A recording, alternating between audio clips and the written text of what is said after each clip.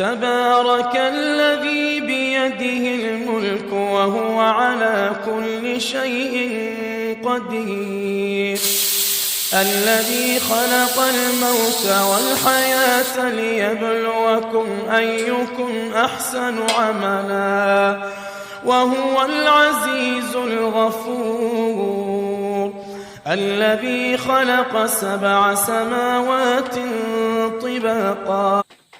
अस्सलाम वालेकुम। ये है सहरी का टाइम और 2 बजे मैं उठ गई थी। वैसे तो मैं 2:30 बजे उठती हूँ, तो आज ज़्यादा जल्दी हो गया है, 2 बजे उठ गई थी। तो पहले मैंने राइस बनाया है, बना के रख के कुरान तिलावत करूँगी और नमाज़ पढ़ूँगी। तो बहुत देर बाकी है अभी अज़ान देने में, 4:30 बजे अज़ान होता है। तो 2 3 4 2.5 घंटे है, इतनी जल्दी मैं उठ गई थी। तो इसीलिए मैं अभी आटा गूंदा हुआ है, एक रोटी बनाऊंगी और चाय बनाऊंगी, क्योंकि मॉर्निंग में तो चाय नहीं पीती हूँ ना, तो सर में दर्द करता है। तो इसलिए मैं सहरी के टाइम में 1 कप चाय पी लेती हूँ। तो आदत तो गंदी है, पर हो गई है, अब क्या करें, छोड़ भी नहीं सकते हैं। तो इसीलिए मैं यहाँ पे 1 कप चाय बना रही हूँ और एक रोटी बना लिया है मैंने। बना के खा के फिर मैं नमाज़ पढ़ूँगी, तिलावत करूँगी और तब तक 1-1.5 घंटे चले जाएंगे। फिर लास्ट में मैं थोड़ा सा खाना खा लूँगी, क्योंकि सहरी के टाइम मुझसे ना खाना खाया ही नहीं जाता है। ऐसे ही मैं 1-2 निवाला मुँह पे लेती हूँ, क्योंकि सिर्फ रोटी खा के रहने से ना प्यास बहुत लगती है, तो इसीलिए। और बहुत सारे लोग तो रोटी पराठा खा के रहते हैं, जैसे आदत होती है पहले से। इसीलिए हम लोग ऐसे रात को रोटी वगैरह ऐसा खाते नहीं है ना, इतनी आदत नहीं है, क्योंकि बचपन से ही राइस खा के बड़े हुए हैं। फिर खाना हो गया था, अभी अज़ान हो चुका है। तो अभी पहले मैं नमाज़ अदा कर ली हूँ और उसके बाद चना मैंने भिगो दिया है, क्योंकि सहरी के टाइम में ही मैं चना भिगोती हूँ, बाद में मुझे याद नहीं रहता है और बाद में लेट हो जाता है, तो चना अच्छे से भीगता भी नहीं है। और इसके बाद जितने भी बर्तन थे मैं वॉश करके सोऊंगी, क्योंकि आजकल उठने में थोड़ा सा लेट हो रहा है और लेट उठती हूँ तो बहुत सारे काम होते हैं, फिर काम ख़त्म नहीं होते हैं और ज़ोहर का अज़ान हो जाता है। इसीलिए थोड़ा बहुत मैं काम से समेट के और घर को थोड़ा सा किचन को क्लीन करने के बाद सोती हूँ। फिर दिन में जितने भी काम वगैरह किया, सब करने के बाद जोहर का नमाज़ अदा किया, तिलावत की और उसके बाद अमन को मैंने सुला दिया है। अभी बज रहे हैं 2, तो मैं धीरे से आ गई हूँ किचन में, क्योंकि अगर शूट करके काम करना पड़ता है ना, तो हमें 1 घंटे पहले से ही काम में लगना पड़ता है, क्योंकि कैमरा इधर उधर रख के शूट करना पड़ता है ना, तो बहुत टाइम लग जाता है। तो पहले मैं 3 बजे तक किचन में आ जाती थी, 3 साढ़े 3 बजे तक, लेकिन अब मुझे 1-1.5 घंटे पहले ही आना पड़ता है। जो जितने भी न्यू यूट्यूबर है या बनना चाहते हैं, तो बहुत सारे ऐसे कमेंट आते हैं मुझे कि कुछ टिप उनको चाहिए कि कैसे ब्लॉगिंग करें। तो ये भी एक टिप है कि अगर आप कुछ भी काम कर रहे हो और उसको शूट करना चाहते हो, तो आपको 1 घंटे पहले ही काम पे लग जाना चाहिए, क्योंकि कैमरा का सेटिंग करना, इधर रखना, स्टैंड को एक बार उधर रखना, तो चारों ओर से एंगल लेके शूट करना पड़ता है। तो देखिए अभी मैं जो काम कर रही हूँ, इसमें मैंने कितनी बार एंगल बदला है, तो इसी में ज़्यादा टाइम गुजर जाता है। तो पहले जब ब्लॉगिंग नहीं करती थी, तो मैं 3 साढ़े 3 बजे तक किचन में आ जाती थी और फटाफट से अपना काम ख़त्म कर देती थी इफ्तारी से पहले। तो अब 1 घंटे पहले आ जाती हूँ, फिर भी अज़ान हो जाता है और मेरा इफ्तारी बनता ही नहीं है। तो ऐसा होता है काम करने में, और बार बार चेक करना पड़ता है कि कैमरा ऑन है या नहीं है।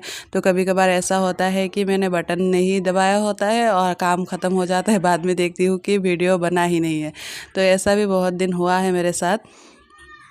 तो अभी मैं पकोड़े बनाऊंगी, प्याज और बंद गोभी का, जो पत्ता गोभी है, पत्ता गोभी का पकोड़े बनाऊंगी। तो पत्ता गोभी मैंने पहले से ही काट कर के डीप फ्रीज में रख दिया है, जो जब भी मुझे पकौड़ी हो या गोभी का पराठा हो और भी सालन में पड़ता है, जो भी काम में होता है मैं यूज़ कर लेती हूँ। कभी कभार चाउमीन में भी डाल देती हूँ। तो पत्ता गोभी जब भी लाते हैं तो मैं ऐसे कट करके एक टिफ़िन में भर के फ्रिज में रख देती हूँ, क्योंकि पत्ता गोभी काटने में बहुत टाइम लगता है।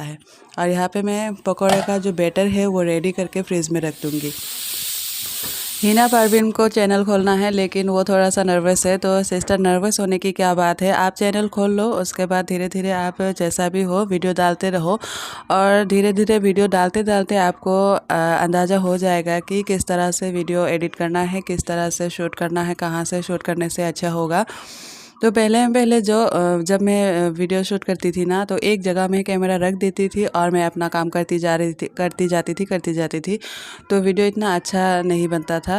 तो अभी भी मुझे पता नहीं है वीडियो अच्छा बनता है या नहीं, लेकिन अभी मैं कोशिश करती हूँ कि चारों तरफ से ऐसे चारों एंगल से मैं शूट करूँ, ताकि पास से दूर से सब जगह में मैं कैमरा रख के शूट करती रहती हूँ, ताकि दिखने में अच्छा लगे।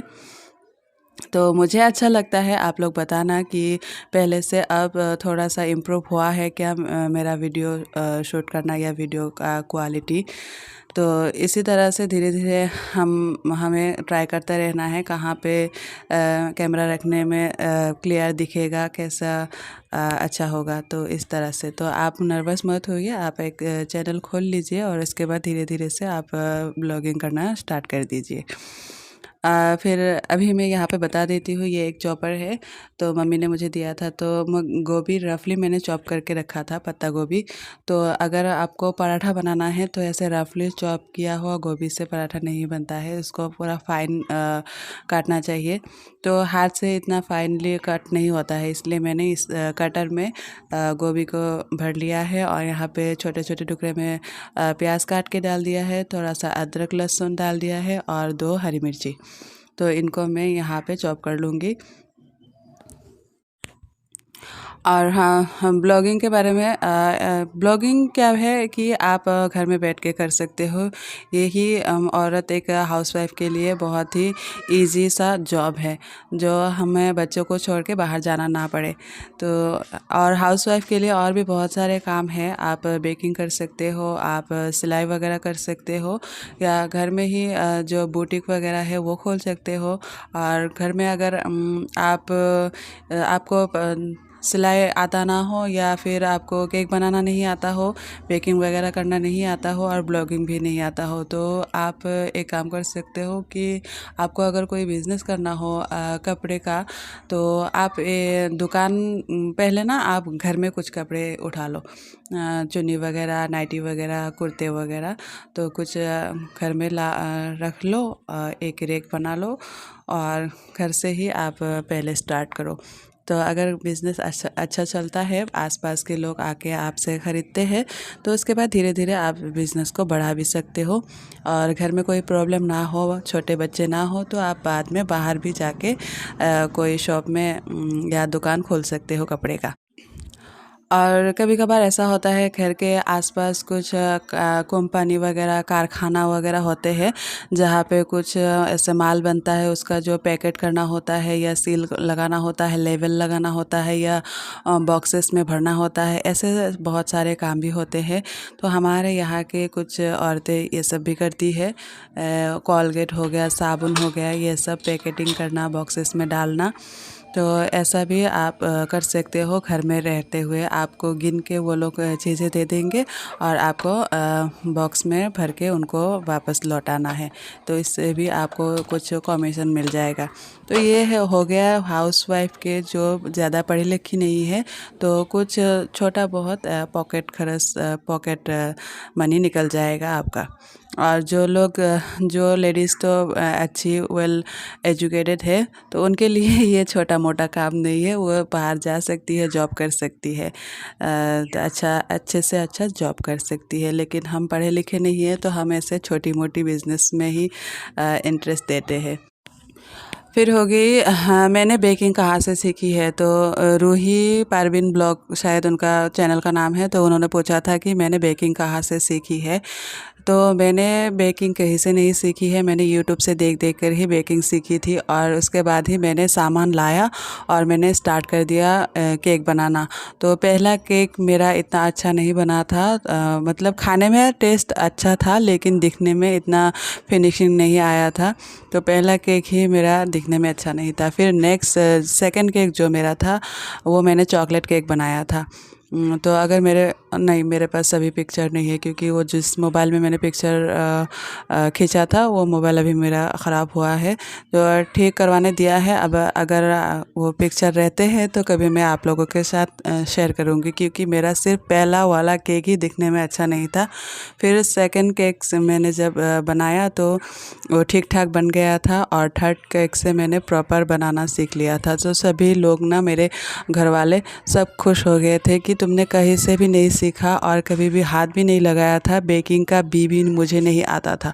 फिर मैंने देख देख कर सीख के जब ट्राई किया तो इतना अच्छे से मैंने बनाना सीख लिया था। फिर मैंने कहा, हस्बैंड से कहा कि मुझे घर में ही मतलब होम बेकर बनना है और मैं घर से ही केक सेल करूँगी। फिर हस्बैंड ने बोला कि सेल करने के लिए तुम्हें सर्टिफिकेट चाहिए होगा और लाइसेंस चाहिए होगा। तो उसके बाद सर्टिफिकेट के लिए मैंने केक के क्लासेस में ज्वाइन किया था। सिर्फ मुझे सर्टिफिकेट मिलना था, चाहिए था, इसीलिए फिर वहाँ से मैंने सर्टिफिकेट लेने के बाद मैंने घर से ही केक सेल करना स्टार्ट कर दिया था। तो मैंने 2 साल मेरा हो गया है केक बनाते हुए। तो होटल पास में जो बेकरी वगैरह होते हैं तो वहाँ से मेरा केक ले जाते थे, और आसपास के लोग भी ले जाते थे। लेकिन मुझे कुछ बड़ा करना था, क्योंकि मैं इतना कम प्राइस लेती थी। मैं जो बेकरी में केक देती थी ना, तो मुझे वो आधा केजी केक का सिर्फ 160 रुपीज़ देते थे, और चॉकलेट केक 200 रुपये देते थे। तो आप ही बताओ 200 रुपये में चॉकलेट केक मिलता है क्या? तो मेरा सिर्फ वहाँ पे 20-30 रुपये बचते थे। उससे तो मेरा बच्चों का भी कुछ नहीं होगा, मेरा भी कुछ नहीं होगा। फिर मैंने सोचा कि ब्लॉगिंग स्टार्ट करती हूँ। लोगों को देखा है ब्लॉगिंग करते हुए, वो लोग बहुत कुछ कर रहे हैं, घर बना रहे हैं ऐसे। फिर मेरा भी सपना था कि मैं भी ब्लॉगिंग करूँगी, और स्टार्ट करते ही मुझे पैसों का एकदम भरमार पैसा मिलेगा और मैं अपना घर बना लूँगी। अभी जब मैंने ब्लॉगिंग स्टार्ट किया है, अभी मुझे हंसी आ रही है अपनी सोच पर कि मैं ऐसा सोचती थी पहले, और अभी जब मैं स्टार्ट की हूँ तब पता चल रहा है बाबू भैया, पैसा कमाना इतना आसान नहीं है। तो पहले ऐसा लगता था वीडियो ही बनाना है तो वीडियो हम घर का काम भी करेंगे और वीडियो बना लेंगे और डाल देंगे, हो जाएगा। तो ऐसा नहीं होता है, इसमें भी बहुत मेहनत है। तो बाहर जाके जॉब करने में या दूसरा कोई जॉब करने में और ब्लॉगिंग करने में तो मेहनत तो है, सब में ही मेहनत है, बिना मेहनत के कुछ नहीं मिलता है। और अभी मैंने 1 साल लगाया था मेरा कुकिंग चैनल में, उसमें मेरा कुछ नहीं हुआ। और इस चैनल में मेरा अभी 8वां महीना चल रहा है। 8वां महीना चल रहा है, मैं स्ट्रगल कर रही हूँ, अभी तक मुझे 1 पैसा नहीं मिला है। तो देखते हैं कब अल्लाह मेहरबान होता है मुझ पर, इंशाअल्लाह एक दिन मिलेगा।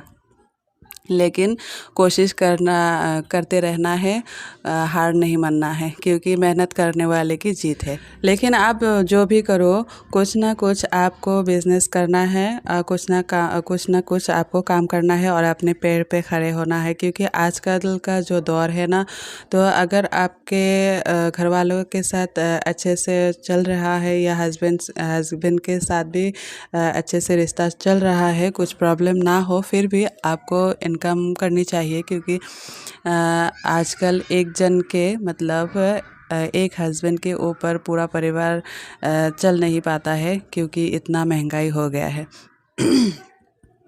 और हम औरतें कैसी है, जब हस्बैंड से अच्छे से रहते हैं, सब कुछ ठीक होता है, तब हम कभी भी नहीं सोचते हैं कि हमें भी इनकम करनी चाहिए, हमें भी अपनी पैर पे खड़ा होना चाहिए। जब कुछ प्रॉब्लम आ जाती है रिश्तों में, तब हम सोचते हैं कि हमें भी कुछ करना चाहिए, हमारे हाथ में भी पैसा होना चाहिए। तो तब तक बहुत लेट हो जाती है। जैसे कि मेरे शादी के इतने सालों तक मैंने ये सब कभी नहीं सोचा था। अब जब मेरे छोटे छोटे बच्चे हैं, तब मैं सोच रही हूँ मुझे ये बिज़नेस करना है, मुझे वो करना है, ये करना है। तब मैं बच्चों की वजह से कर नहीं पा रही हूँ। फिर जाके मैंने ब्लॉगिंग का सोचा। खैर जो भी हो, अभी मुझे पता चल रहा है कि मतलब बेकार नहीं होना चाहिए ज़िंदगी में। हाउसवाइफ को भी कुछ ना कुछ करना चाहिए और बेटी को पढ़ाना चाहिए। मैं मेरी बेटी को बहुत पढ़ाऊँगी, तो मेरी ये ख्वाहिश है। बाकी अल्लाह जाने आगे क्या होगा, लेकिन बेटियों को पढ़ाना चाहिए ताकि उनका फ्यूचर अच्छा हो।